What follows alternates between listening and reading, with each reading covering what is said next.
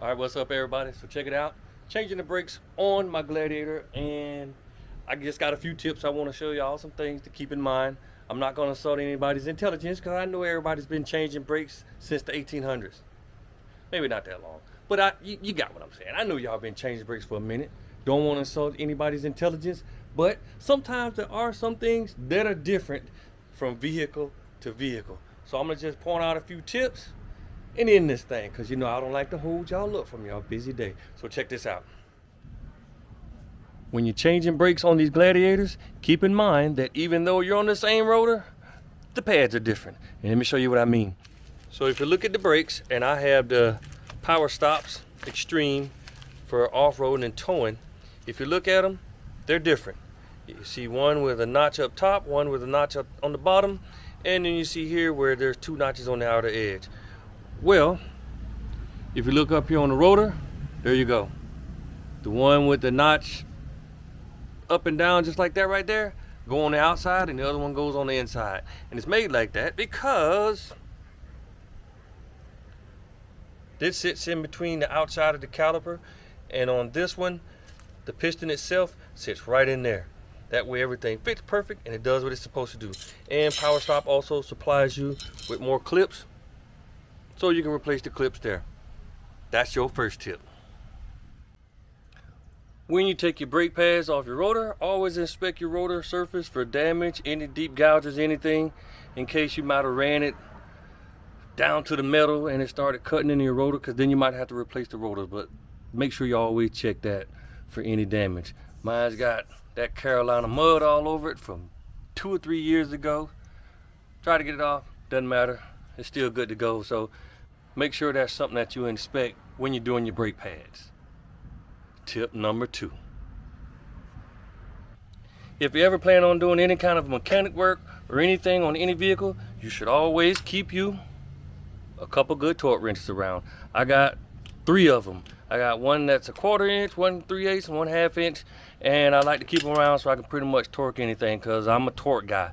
And if you've ever watched any of my videos, you would know that I like to torque everything to manufacturer specifications. So for this Jeep, it's a 2020 Gladiator Overland. The torque specs are 27 foot-pounds for the caliper bolts, for the front and the rear. So make sure you torque them to spec.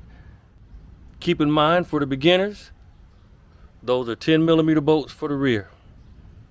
That's tip number 3. Let's keep it going.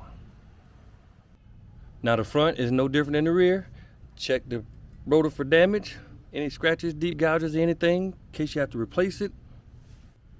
The calipers are the same. Has a button there on both sides, so you don't have to worry about getting the wrong side like the rear. And the caliper bolts are still 27 foot-pounds, but instead of being 10mm, they're 13mm. But I decided to do something else. Let me show you.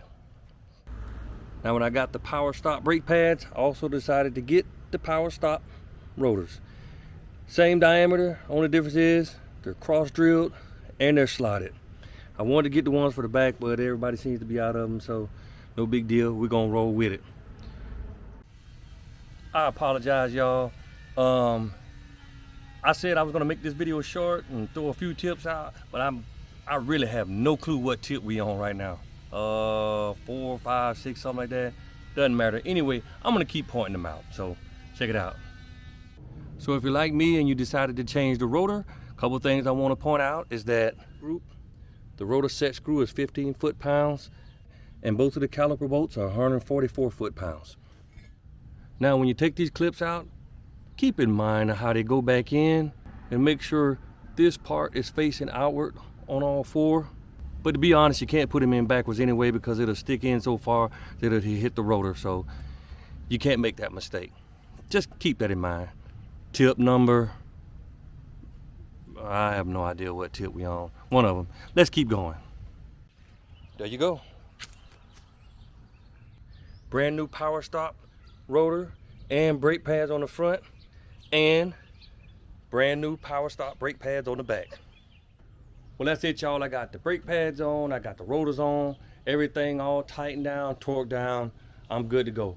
Now all I gotta do is do the break-in period, because these brake pads do have a break-in period. Lucky for y'all, they printed on the box. 40, 10, 35, 5, 5.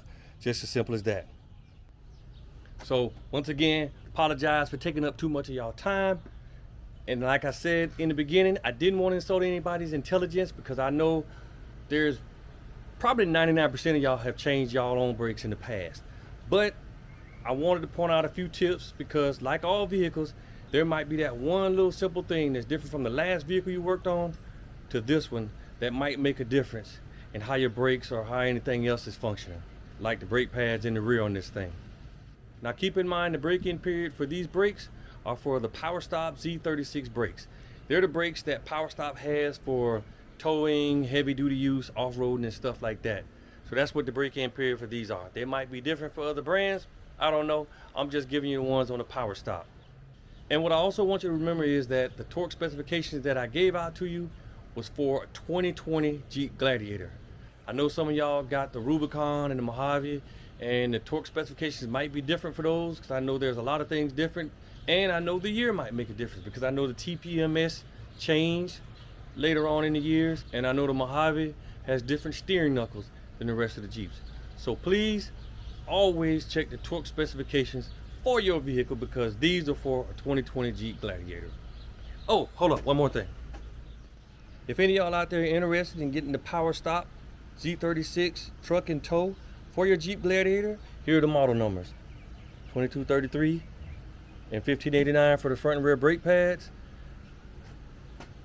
And there you go for the rotors. I got those from Rock Auto, got them here in less than a week. Awesome service. Ordered from them before, no complaints. So that's it. Hope y'all learned something from the video. Hope this may help somebody out in case they get in the jam. Don't know if it will, but I hope it does. And if you already know, spread it on. Help somebody else out. Y'all stay safe. Don't forget to smile. Have fun. Go out and change your life. Change somebody else's life. Peace out, y'all.